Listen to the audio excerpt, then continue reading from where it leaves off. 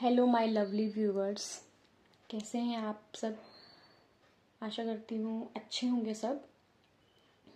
तो जो आज का टॉपिक है वो है sexual incompatibility, right. So start करते हैं। If a pistil carrying functional female gamete, यानी कि एग, और pistil mean female organ of the flower. So if a pistil carrying functional female gamete fails to set seeds after pollination, pollination के बाद क्या होगा, fertilisation होगा with fertile and viable. viable pollen का मतलब क्या होता है, viable means which is growing, right. Then the two, pollen and pistil, are said to be incompatible with each other and the phenomena is known as sexual incompatibility. pollen क्या होता है, male gametophyte होता है, क्योंकि उसके अंदर क्या होता है, मेल गैमेट होता है. ठीक है.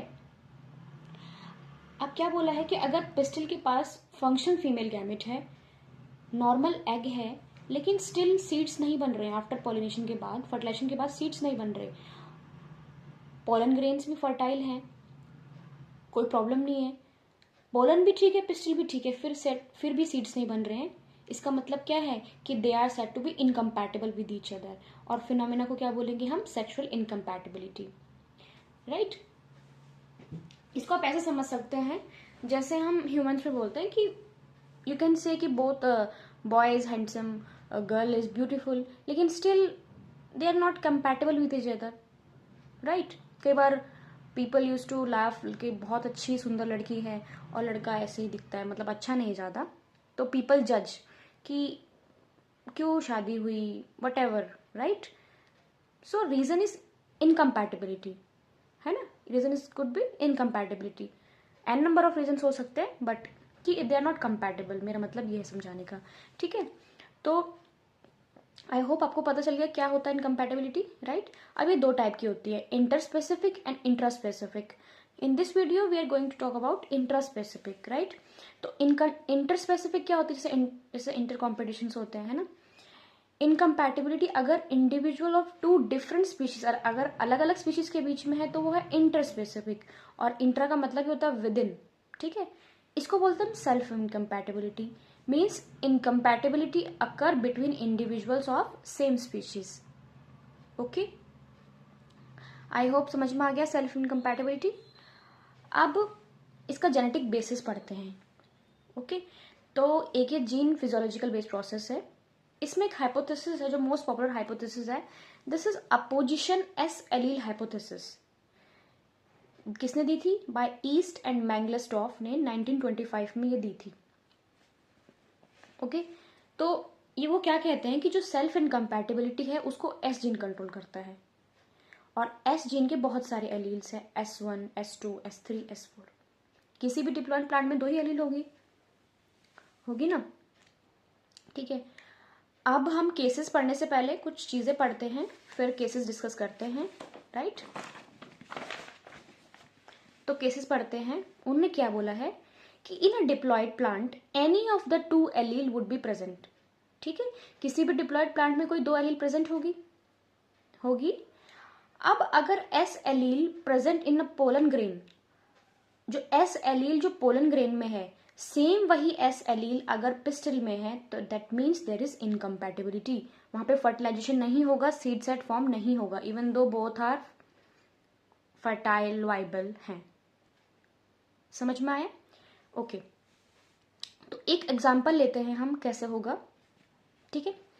तो हाँ, स्टार्ट करते हैं. हम एग्जाम्पल्स को डिस्कस करते हैं.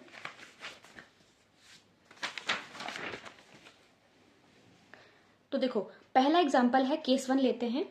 यहाँ पे फीमेल के पास कौन सा जेनोटाइप है, S1 और S2. फीमेल का जेनोटाइप फिक्स है. ठीक है. इट इज द मेल जो जेनोटाइप जो चेंज हो रहा है. इनके पास भी फिलहाल अभी केस में क्या है, S1 और S2. ठीक है. प्लांट का जेनोटाइप क्या है, S1 S2. अब जब माइक्रोस्पोरोजेनेसिस होगा, इट मीन्स जब माइक्रोस्पोर बनेंगे, ठीक है, मियोसिस होगा, सेग्रीगेट कर जाते हैं पेयर्स. ठीक है. हर एक के पास एक ही एलील आएगा. 50% के पास S1 आएगा, 50% के पास S2. 4 पोलन ग्रेन बनते हैं एक मियोसिस के बाद, ईच मियोटिक साइकिल के बाद. ठीक है.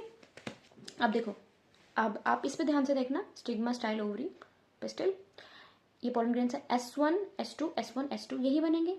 अब S1 S2 अब सेम है ना, S1 S1 S1, तो यहाँ पे क्या होगा, नहीं होगा फर्टिलाइजेशन, पोलन ट्यूब नहीं फॉर्म होगी, फर्टिलाइजेशन नहीं होगा। ठीक है, तो क्या होगी, 100% यहाँ पे इनकम्पैटिबिलिटी शो होगी।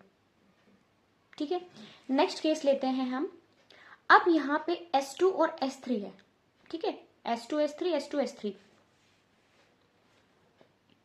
ठीक है, तो देखो S3 जो है वो S1 के साथ कर सकता है, S3 S2 के साथ भी करता है, क्योंकि अलग अलग हो गया ना। लेकिन S2 कर सकता है, नहीं कर सकता, नहीं कर सकता। S3 S1 के साथ कर सकता है, S3 S2 के साथ भी कर सकता है। तो यहाँ पे इनकम्पैटिबिलिटी कैसी है, 50% इनकम्पैटिबिलिटी है। कैसी है, 50% इनकम्पैटिबिलिटी है। ठीक है, अब हम डिस्कस करते हैं एक और केस, सेम S1 S2। अब जो पोलन ग्रेन है वो बिल्कुल एंटायरली डिफरेंट है, S3 और S4 एलील है। ठीक है, S3 S4, तो देखो S3 S1 के साथ कर सकता है, S4 S2 के साथ कर सकता है, S4 S1 के साथ कर सकता है, S3 S2 के साथ कर सकता है। कंप्लीटली डिफरेंट हो गया। तो क्या हो गया, बिल्कुल 0% इनकम्पैटिबिलिटी हो गई। आपको समझ में आ गया, तो फर्टाइजेशन यहाँ पे हो जाएगी। तो इन अ डिप्लॉयड प्लांट अगर 2 एलील प्रेजेंट हैं, तो अगर S एलील जो पोलन ग्रेन में प्रेजेंट है, अगर वही सेम एलील पिस्टल में प्रेजेंट है, तो then there is a incompatibility.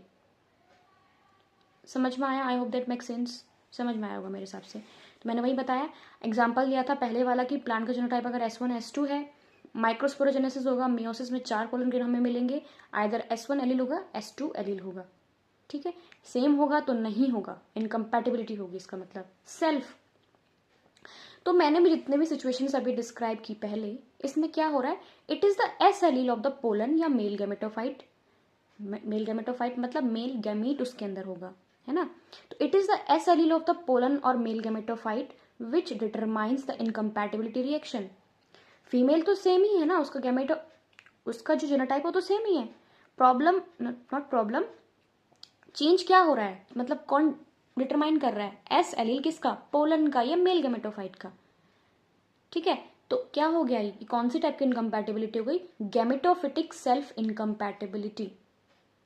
Okay, तो it is the S allele of the pollen और male gametophyte which determine the incompatibility reaction. इसको बोलते हैं हम गैमेटोफिटिक सेल्फ इनकम्पैटिबिलिटी। ओके, समझ में आया। ओके, सो अगर आप पूरा ओवरव्यू देखें तो 2 चीजें हो रही हैं। पहला हो रहा है रिकॉग्निशन, वो खुद के पोलन रिकॉग्नाइज कर रही है, डिस्टिंग्विश फ्रॉम फॉरेन, वो देख रही है कि सेम है या नहीं है।